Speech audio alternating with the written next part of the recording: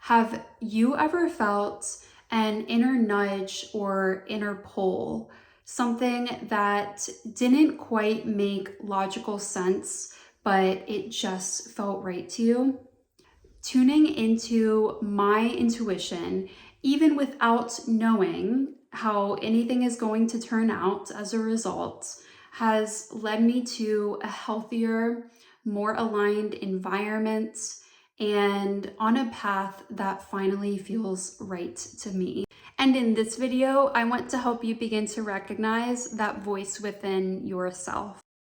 Hey there, my name is Julia. I'm a certified Dharma life coach, and I help people reconnect to their inner wisdom, trust themselves more, and feel grounded and empowered as they create lives that feel solely aligned with them. This is part 3 of my 6-part relationship with self series. And today we are exploring how intuition and fear often sound and feel completely different, and how learning to tell them apart is imperative to knowing your true self. In the previous video, we spoke about unconscious beliefs, which are those automatic, often fear-based thoughts that come from past conditioning or experiences. Most of those thoughts come from the ego, or the analytical part of our mind, which desires to keep us safe, but that often ends up keeping us small. So the next step is learning to discern which thoughts are simply from patterns from the past and which thoughts are actually guiding you forward. What if the voice that you have been ignoring is the voice that actually knows the way? Please listen closely to this next part, where we will look at how each side, one, the intuition, or the other side, the ego, how each side shows up in your mind and even in your body. We'll start with the ego, or fear-based thoughts, anxious thoughts. I use all of those terms interchangeably, just FYI. Fear-based thoughts often show up as nagging, looping stories. When you hear phrases such as, but ... or what if my parents disown me? Or I could never... insert excuse here. This is the part of your brain that is wired for survival and keeps you in your comfort zone. These fear-based thoughts have you ruminating on the past or worrying about the future, focusing on all the possible downsides of a situation. And the ego, compared to the intuition, which we will talk about, is externally focused. Thus, it's fixated on other people, outcomes, or circumstances that you cannot control. Now, when these fear-based thoughts come up, let's take the example, the nagging voice in your head. But what will my friends think? But what will my parents think? You'll feel a heavier energy in your body. It'll be kind of like a contractive feeling, like you're shrinking or tensing. For so long, I saw these thoughts as just being realistic or a part of my personality, but now I see them as what is holding me back. Now, what does intuition sound like? Some people may be surprised that it's actually not always a voice. Sometimes it's a pull or just an inner knowing. There are actually 4 types of intuition, which we won't cover in this video for the sake of time, but there are patterns that you can start to recognize. When people hear intuition, the voice will be calm, certain, and clear. It speaks from the present moment, but always has the bigger picture in mind, which we cannot usually see ourselves. The intuition is ultimately the voice of our highest self, guiding us back to who we truly are and what's most aligned. It sees life through the lens of abundance, even in the midst of challenges. So it is willing to grow, change, or step into discomfort when it aligns with your truth and what you're meant to do. Unlike the ego, which is externally focused, intuition is internally focused. Thus, it takes accountability for self. Though it's not totally self-centered, it often actually knows what is best for everyone involved in situations. Also, while we discuss that the ego brings tension and contraction into your body. On the other hand, when intuitive thoughts come through, it will feel like a soft openness in your body and even expansive. You might feel lighter. The way that I describe it for myself is, if I am trying to discern, is this coming from fear or intuitive guidance?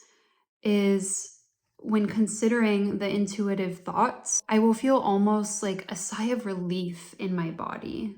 Here's the thing, the goal is not to eliminate the ego. It is part of the limbic system, which is the part of our brain that is designed to scan for threats. And this has helped humans survive for thousands of years. Back in hunter-gatherer times, being rejected by a group could literally threaten your life, since you'd lose access to things like food, shelter, or other resources needed to survive. So it makes sense that today, for example, even let's say a text left unanswered or a canceled plan can feel like danger. Even when we're sitting safely in our comfy homes, often with more than enough of everything we need to survive. But there is a time and a place for the ego to lead. Where the work comes in is recognizing when the ego is trying to keep you small or stuck in an outdated version of yourself. The ego or anxious thoughts will always come back, especially if you are someone that desires to challenge themselves and grow. But with the right practices, your intuition can become the louder, clearer guide. If you're not sure you've even ever felt your intuition before, or you feel disconnected from it right now, that is okay. It is a relationship that you can rebuild. I actually started getting more in tune with my intuition soon before I left my corporate job. My intuition was absolutely telling me that it is time to take a leap of faith. I had no plan for what was next. Even before that, it felt like a weight lifted just submitting my 2 weeks notice. That one decision has changed everything for me, and I just feel more in alignment than ever before. And I want that for you. I have 2 practices for you that will help you start to get to know your intuition. It's really a 2-step type of thing, so I recommend doing them in tandem with each other. The first one is simply practicing body awareness and noticing how your body reacts to certain situations or decisions. This builds somatic literacy, which is essential for understanding intuitive cues. The body actually senses truth often faster than the mind can explain it. So when faced with a decision, I recommend tuning into your body, and let's say you're weighing 2 options. See how your body feels when exploring option A. See how it feels when exploring option B. Start taking note. Do you feel tense, contracted, or do you feel light, expansive? If you are just getting familiar with your body and how it's speaking to you, then this will take time and patience. But with time, I trust you will be able to understand more clearly the messages that your intuition and body have for you. Part 2, to better understand your intuition, is to start an intuitive log or inner compass journal. Each day, write down one thing. It can be a small thing about a decision made from a place of intuition. This could be what you ate, what you chose to do after work, when to rest. Then note what you felt and what came from it. Over time, you will build proof that listening to your intuition creates alignment. But all of this requires patience and practice. The more you trust your intuition, the more life opens up for you. Thus, the more aligned people, opportunities you effortlessly attract.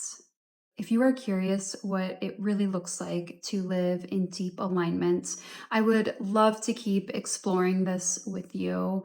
And if you have watched up to this point, or at least most of the video, I truly, truly appreciate you. Don't hesitate to drop a comment if you have any questions. Intuition is such a deep topic. I will likely make numerous videos outside of this series to dive even deeper.